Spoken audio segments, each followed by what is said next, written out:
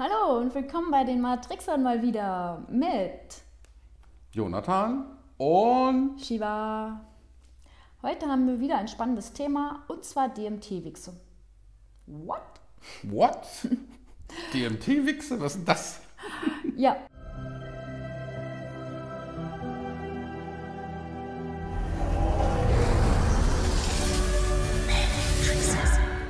also unser spannendes Thema heute ist Amrita. Amrita ist der Saft der Unsterblichkeit, den wir selbst bilden können. Und wenn der ausgeschüttet wird, das ist ein Überschuss an DMT, der wird dann so sehr ausgeschüttet, dass er auch zur Unsterblichkeit führen kann. Also Ja. das ist eigentlich der Saft der Unsterblichkeit, könnte man sagen. Um vielleicht einleitend zu erwähnen, fällt es sich so, dass ja die Zirbeldrüse immer wieder tagtäglich minimale Mengen an DMT sammelt.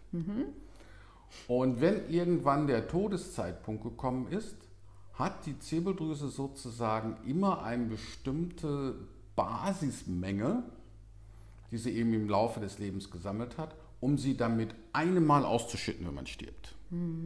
Und diese vollständige Ausschüttung des ganzen DMTs, das sich in der Zirbeldrüse befindet, soll eben dazu dienen, dass eben Sterbende sich optimal vom Körper lösen kann und dann eben auf die Astralebene wechselt. Jetzt, wie Shiva schon sagt, dieses Amrita hat eben den Sinn, diese Basismenge schon vorab ausschütten zu lassen. Genau. Weil wenn man die nämlich ausschütten lässt, kann die Zirbeldrüse danach ja wieder neu sammeln. Ja, eben. Ne? Die Basismenge, die muss sich dann zwar ein bisschen anstrengen, ne? Aber wenn man natürlich noch 10, 20 Jahre zu leben hat oder so, ist das kein Problem. Ne? Dann wird die Zirbeldrüse locker genügend Basis-DMT-Menge wieder ansammeln können. Und daher haben wir uns überlegt, das Video zu machen und euch nämlich diese geheime Technik von Amrita zu verraten. Ja. Ihr könnt nämlich eure Zirbeldrüse dazu bringen, die ganze Basismenge mit einem Mal auszuschütten. Genau, am Anfang wird euch das natürlich nicht gelingen, aber was ihr am Anfang bemerken werdet, dass eine doch größere Menge ausgeschüttet wird. Und das spürt ihr physisch im Gehirn, dass plötzlich, es ist wie ein, das sich im Gehirn verteilt sozusagen. Es ist leicht, es ist frei, es fühlt sich so an. Amrita kommt übrigens aus dem Indischen. Es ist der Unsterblichkeitstrank der indischen Götter.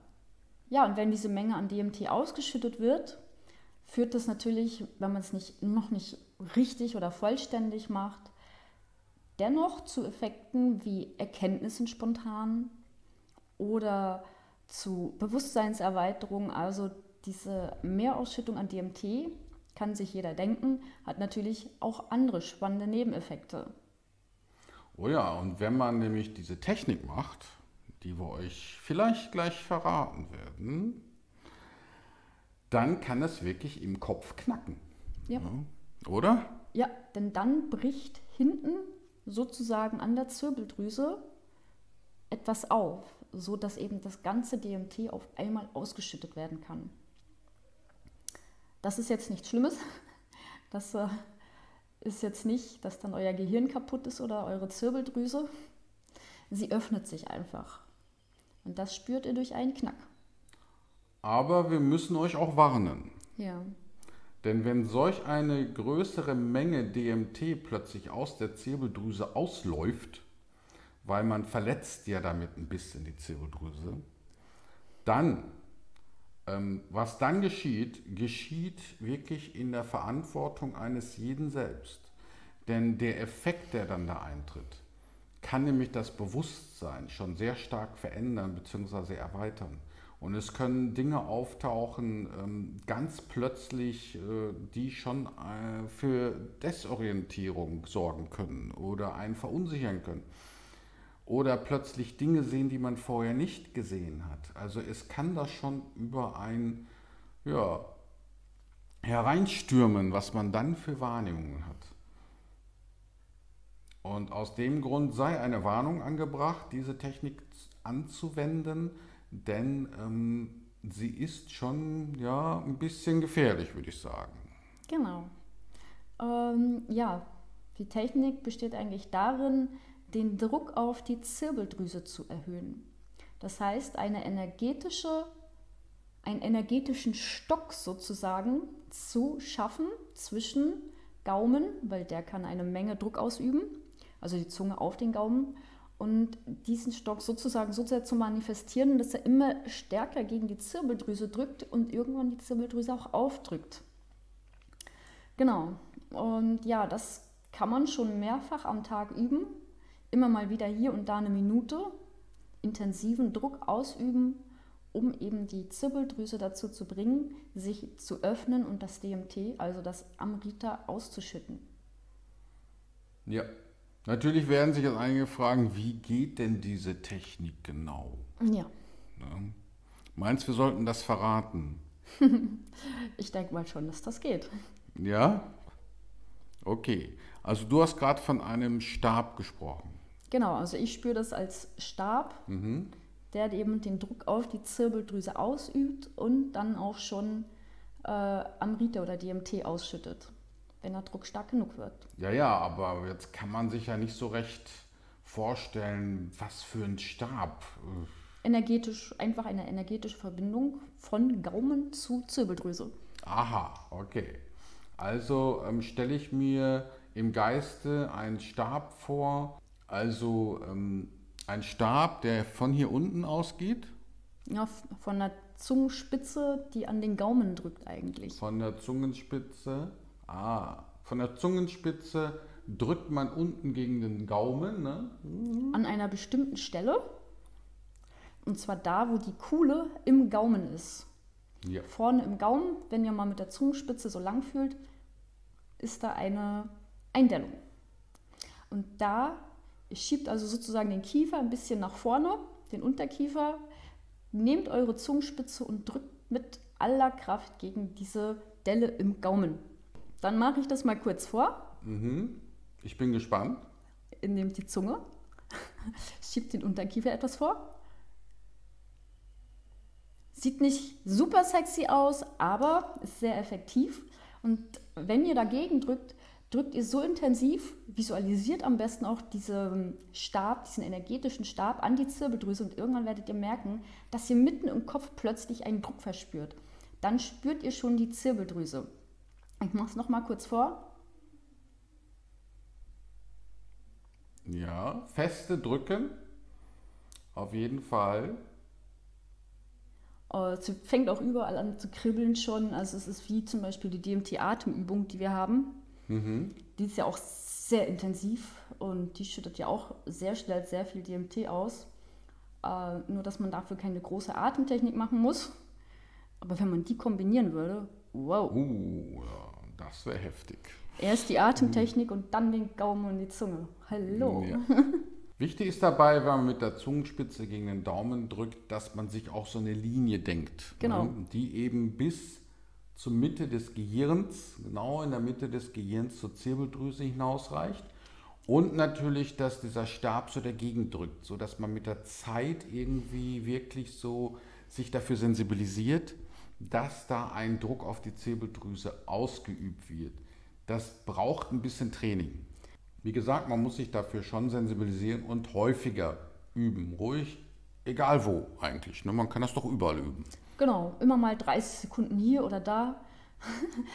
Wer das nicht vor Leuten machen möchte, macht es dann eben im Bad. Aber immer mal am Tag 3, 4, 5, 6, 10, 20 Mal ruhig immer mal wieder 10, 20, 30 Sekunden dagegen drücken. Ja. Und kann man überall machen. Also ich weiß ja nicht. Nicht, dass wir nächstes Mal, wenn wir ins Café gehen, plötzlich da lauter Leute sitzen sehen, die dann halt ihre Zunge gegen den Gaumen drücken mit aller Kraft. Ne?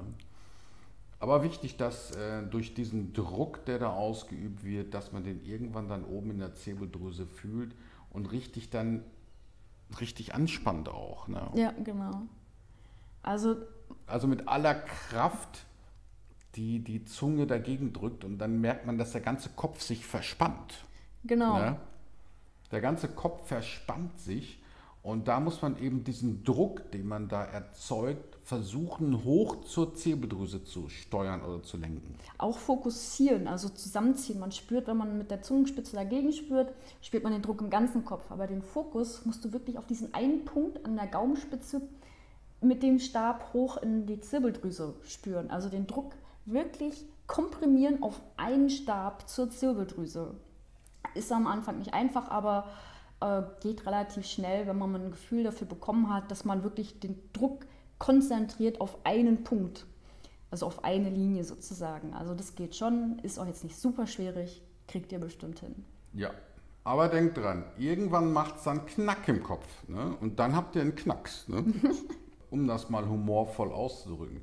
Dann knackt es wirklich im Kopf und die Zirbeldrüse knackt dann auf. Ne? Habe ich auch schon erlebt, du ja auch.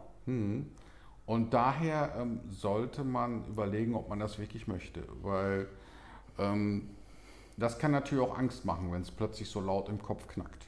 Ne? Und denkt dann plötzlich, oh mein Gott, was habe ich jetzt nur gemacht? Ne? Also macht das bitte nur dann, wenn ihr ganz sicher seid, dass ihr das möchtet. Und wir empfehlen diese Technik jetzt nicht unbedingt, weil die ist schon ziemlich heftig. Genau. Ne? Und das ist eigentlich so unsere Empfehlung an die Hardliner unter euch, also die sagen, ich mache das, egal was dabei rumkommt, ich will die DMT-Wichser haben. Ne? Genau. Aber nur weil es knackt, heißt es nicht, dass natürlich gleich das ganze DMT ausläuft. Ist bei uns auch nicht passiert. Also kleines Knacken heißt nur, dass da eben Teilmengen von DMT plötzlich ausgeschüttet werden. Das heißt, nicht jedes Knacken ist gleich wusch. Ja, also. Aber das schließt nicht aus, dass es auch einen richtig heftigen Knack geben kann. Ja, das ist wahr. Und dann strömt alles auf einmal aus. Das ist also schon wie eine Nahtoderfahrung, was ihr dann erleben könnt. Nur, dass ihr danach unsterblich seid. Ja, vielleicht seid ihr danach unsterblich oder wer weiß, was da mit euch geschieht. Genau. Ja, spannendes Thema auf jeden Fall und eine geniale Technik. In Kombination mit der DMT-Atemtechnik, die auch noch TMT produziert und bei der Ausschüttung hilft. Also können wir empfehlen, auf gehirnkicker.de kann man die DMT-Atemtechnik finden. Also wow, wenn wir die gemacht haben. Ja, da merkt man schon, dass das was bewirkt, auf Ja. jeden Fall. Ne? Das kickt. Das kickt schon gescheit. ziemlich. Ja. Aber Amrita, ne, wer da wirklich das mal erfolgreich schaffen sollte, dass die Zirbeldrüse aufknackt, dann geht es natürlich richtig ab. Genau. Ja, das war es so zum Thema Amrita, zum Unsterblichkeitsdrang der Götter, um den die indischen Götter gekämpft haben. Denn jeder wollte dieses Amrita haben. Und ihr wollt es bestimmt auch haben. Also fleißig üben und schreibt in den Kommentaren über eure Erfolge. Ja, wir sind gespannt. Was ihr so erlebt habt. Daher in diesem Sinne, wir freuen uns auf eure Kommentare und bis zum nächsten Mal. bis zum nächsten Mal. Wir wünschen euch eine magische Zeit. Ciao, Jui. Ciao.